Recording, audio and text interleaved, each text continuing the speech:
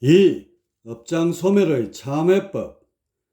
불교에서는 내 마음이 곧 부처다라고 가르치고 있는데 이 가르침을 곡해하면 큰 우를 범하게 된다. 가령 세간에는 불교 수행은 자력수행이라 하여 부처님이나 보살님 앞에 뻣뻣하게 앉아서 나도 부처고 석가도 부처고 온 중생이 부처니 다 같이 동등한 것이 아니겠는가 라고 생각하는 성녀가 적지 않다.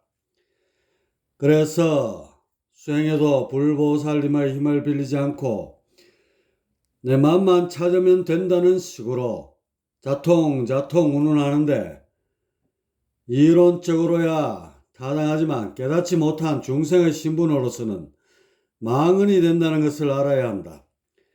내가 보건대 현세 도인이 많이 나오지 않는 것도 바로 자력통에 대한 그릇된 이해에 기인한다 할 수 있다. 흔히들 나 이외의 다른 존재의 힘을 입어 통하는 것을 타력통이라 하고 나 스스로 통하는 것을 자력통이라 여기고 있는데 이는 실로 잘못된 견해이다.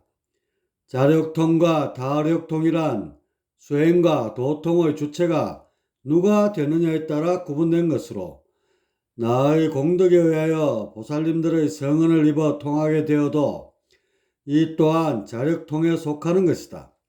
즉 도에 대한 집념과 올바른 마음 그리고 쌓은 공덕에 감응하여 대자대비한 보살님의 힘을 입는 것은 결국 나로 말미암은 것인 바 자력통에 속하는 것이다.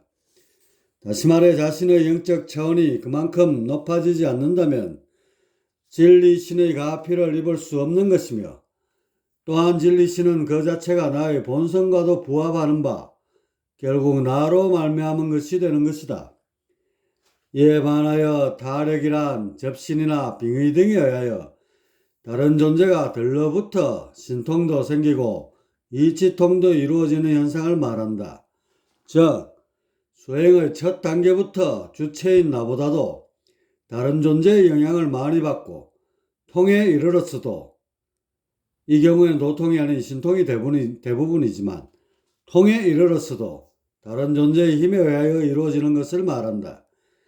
그런즉 불보살님들을 찾는 것은 곧 나의 본성을 찾는 것과 다름없는 것이며 따라서 부처님께 무릎 꿇고 자신의 무명을 통찰하고 한없이 참여하고 기도하는 것이 구복적이고 타력을 바라는 행위가 될 수는 없는 것이다. 진리에 무릎 꿇는 것은 진리행위며 진리가 아닌 것에 무릎 꿇는 것이 맹신적 우상행위인 것이다. 기독교에서는 금부처나 돌부처를 숭상하는 것을 보고 우상행위라고 주장하지만 우상은 진리가 아닌 경전과 존재를 섬기는 행위이며 또한 예수를 잘못 섬기는 것임을 알아야 할 것이다. 여하튼 이렇게 불보살님들을 찾는 것 또한 자력수행이며 이것은 수행에 있어서 대단히 중요한 것이다. 자신도 원래 부처라는 말을 너무 의식해서 자력 운운하며 뻣뻣하게 수행하는 것은 참으로 우매한 것이다.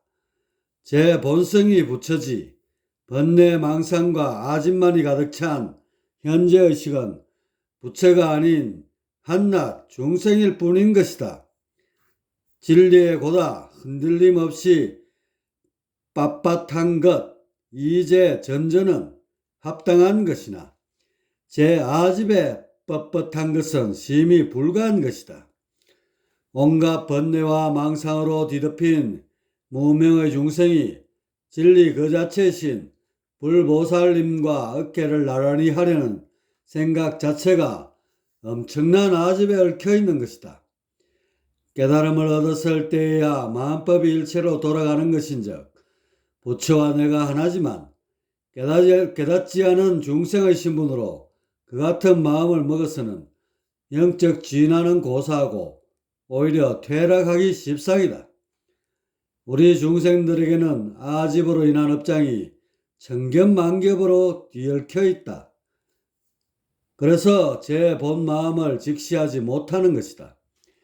이런 업장을 방치하고는 천만년, 억만년을 수련해 정진하여도 결코 도를 이룰 수 없는 것이다. 그런즉 상대적 관념의 소산인 아집이 기나긴 윤회 과정 속에 쌓이고 쌓인 이 업장의 벽을 얇게 하는 일이야말로 가장 중요한 수련인 것이다. 이렇게 한량없이 두터운 업장을 일시에 소멸시킬 수는 없는 바 점차로 얇게 하여 나가야 하는 것이다. 그리고 어느 정도의 간격으로 줄어들었을 때 비로소 수련의 힘이 먹혀 들어갈 수 있는 것이다. 업장이 두껍고 얇은 바는 자신의 마음을 살피면 쉽게 알 수 있다. 즉 아집이 줄어들어 남과 나의 구별에 둔해지고 편안하며 초월적인 의식이 주를 이루면 그만큼 업장이 줄어든 것이다. 얕은 업장 소멸을 근간으로 하지 않고 수련을 하는 것은 밑빠진 독에 물 붓는 어리석음인 바 즉시 그만두는 것이 현명할 것이다. 그렇다면 업장 소멸을 구체적으로 어떻게 해야 하는가? 여기서는 어떤 구체적 수련법이 있는 것이 아니다. 이것은 그저 자신의 마음 자세를 어떻게 고쳐 먹느냐에 달려 있는 것이다. 여러분은 기독교인들이 기도를 하며 울고 짜고 하는 것을 대단히 비판적인 눈으로 보았을 것이다. 비상식적인 터무니없는 것에 매달려 구복적이고 맹목적 신앙을 하는 바 그렇게 여겼을 것이다. 그러나 그들의 절실한 회개의 눈물이 업장을 없애는 가장 최상의 묘책이 되는 것이다. 그럼에도 그들이 영적으로 진보하지 못하는 것은 단지 진리에 대한 회개가 아닌 잘못된 우상에 대한 눈물이기 때문이다. 중생들을 위하여 모든 것을 바치시는 대자 대비하신 보살님들의 정신에 그대의 마음을 비추어 보아라. 더럽고 찌들은 자신의 추악한 모습을 관한다면 어찌 고개가 숙여지고 참회의 눈물이 절로 나지 않을 수 있겠는가? 진리 앞에 숙연히 무릎 꿇고 마음 깊은 곳에서 우러나오는 진실된 눈물을 흘리는 것보다 더 훌륭한 수행은 없는 것이다. 참회, 이것이 최상의 수행이다. 이것을 잘하면 하루 이틀 며칠 사이에도 그대의 업장은 눅눅듯이 줄어들어 견성을 눈앞에 두게 될 것이다. 그러나 이것도 그리 쉬운 것은 아니다. 왜냐하면 대부분 겉에서 맴도는 참회에 그치기 때문이다. 얕은 수련의 최상은 곧 업장 소멸을 위한 진리 앞의 참회이며 이것은 온 우주의 어떤 세계에서도 공통된 것임을 알아. 막연한 진리를 앞에 놓고 참회하든지 아니면 진리의 상징이신 불보살님들의 앞에 무릎 꿇든지 중요한 것은 진실된 참회일수록 업장이 그만큼 소멸된다는 것이다.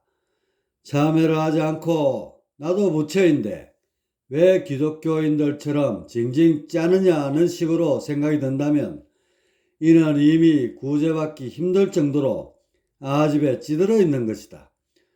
온갖 더러운 망상과 번뇌로 가득한 무명의 중생이 저 거룩하고 대자대비하신 분들 앞에서 어찌 뻣뻣하게 턱을 세우고 더러운 아집을 드러낼 수 있단 말인가?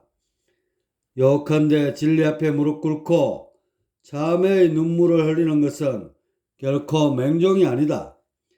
참회는 그대의 아집을 녹이고 광명의 본성을 가리는 무명의 업장을 소멸시킬 유일한 길임을 명심하라. 혹자는 가고 가는 중에 알게 된다고 하는데 나는 말한다. 참회하고 참회하는 중에 한 소식 듣게 된다고. 업장 소멸주. 오나령령 업장 소멸. 멸아 귀일 나무 청정법신 비로자나불. 청정법신 비로자나불은 곧 나의 마음속에 거하시는 부처님으로 곧 나의 본성을 말하는 것이다. 그런즉 이분을 반복하여 부르면서 나의 아집을 없애고 진리로 귀의할 것을 염원하는 주문이다. 각자의 건성에 맞게 음류를 내며 소리내어 반복하거나 속으로 암송하여도 무방하다. 그리고 음을 평성보다 빠른 속도로 낼 경우는 뒤의 나무 청정법신 비로자나 불이나 나무 관세음 보살만 반복하면 된다. 먼저 하루의 일과를 살펴 나의 마음씀과 행위를 참회하라. 연후에 10년 동안의 것을 참회하라. 그리고 일생 동안 살아온 것을 되짚으며 하나도 빠짐없이 참회하라. 참회하고 참회하여 더 이상 참회의 눈물이 나오지 않는다면 이제 수없는 윤회를 거듭하며 지은 전생의 죄업에 대하여 진실로 참회하라. 참회하고 참회하는 사람만이 현재도 미래도 죄를 지을 여지가 줄어들며 또한 과거에 쌓인 두터운 업장도 소멸될 여지가 있는 것이다. 그런즉 이런 사람만이 다음에 논할 정기신 수련법의 효험을 득하여 선인의 반열에 오를 수 있는 것이다.